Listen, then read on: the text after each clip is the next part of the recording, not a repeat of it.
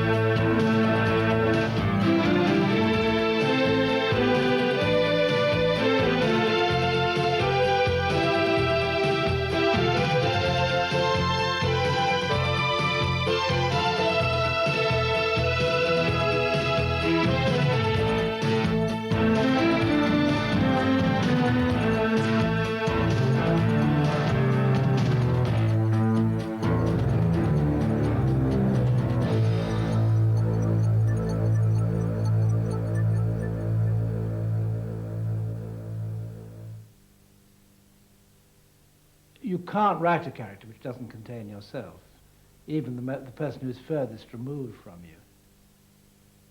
People do ask my advice, and I don't think that anybody would cast anybody that I actually didn't want. Actually watching people filming, I think, compares in excitement to sitting watching your nails grow. So I avoid that whenever possible.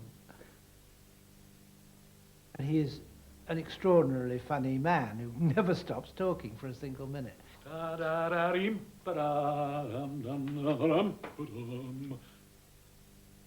The Radio Times gives you a better picture.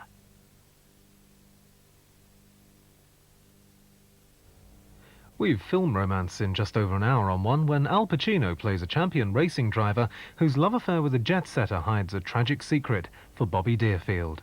That's after Omnibus. On the last Friday in October 1959, one of Britain's leading jazz musicians, Ronnie Scott, and his partner Pete King opened a tiny basement jazz club in Soho. Tonight's Omnibus celebrates the 30 years of that enduring legend of London's nightlife.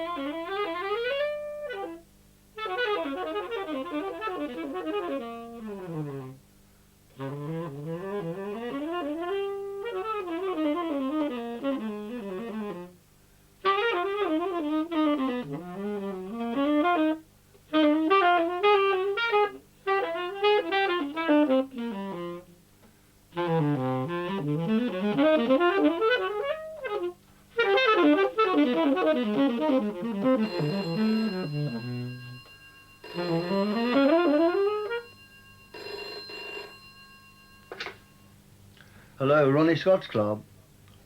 Yes, we're open tonight. What time do we open? Well, what time can you get here? No, you can wear what you like. Just wear a tie. Nothing else, just a tie. Okay, bye-bye.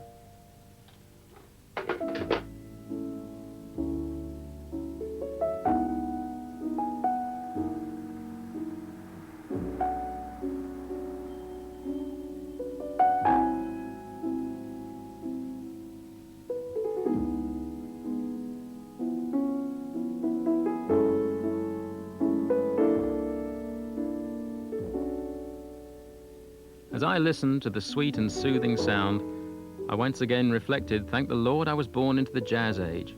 What on earth could it have been when all they had to listen to was ballad tunes and waltzes? Because jazz music is a thing that, as few things do, makes you feel really at home in the world here, as if it's an okay notion to be born a human animal. Colin McKinney's nameless narrator in Absolute Beginners, explaining why jazz was crucial to his education. McKinney's cult novel of the late 50s also described Soho, which he loved as much as jazz, with the words, "All the things they say happen, do." Optimistic teenagers have been making the weekend pilgrimage up west since the notion of teenagers was invented, hoping it was all true.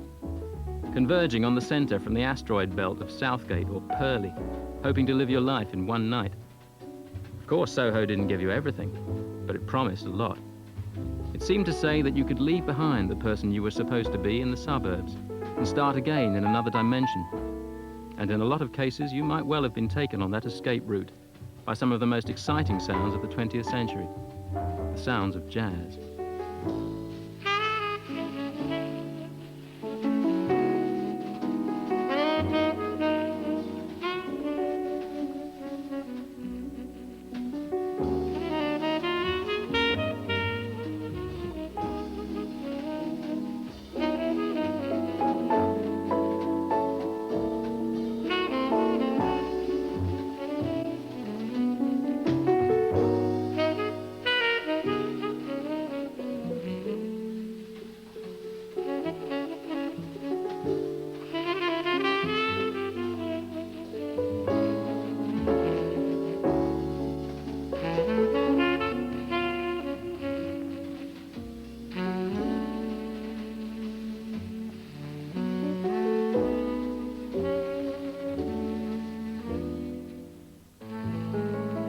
I've always admired Ronnie for what he's done and been very thankful for the sake of British jazz and for world jazz that he's done it. Because if you mention jazz to any American, anywhere, any jazz fan, anywhere in the United States or Australia, New Zealand, Hong Kong, if you like, perhaps the first thing they'll make an effort at connecting with you if you say you're from England, or if they know you're from the United Kingdom, they say, I've been to Ronnie Scott's, or I've heard of Ronnie Scott's. I mean, it's synonymous with jazz in this country.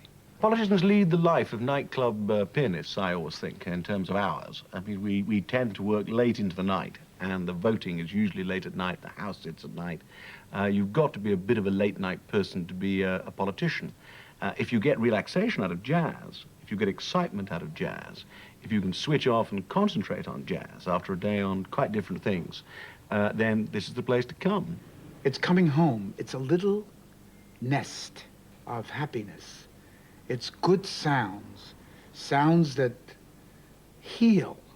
All the recent wounds are all healed here at Ronnie Scott's, because there's always somebody blowing something beautiful and talking the kind of unconscious poetry that only good music can speak to you.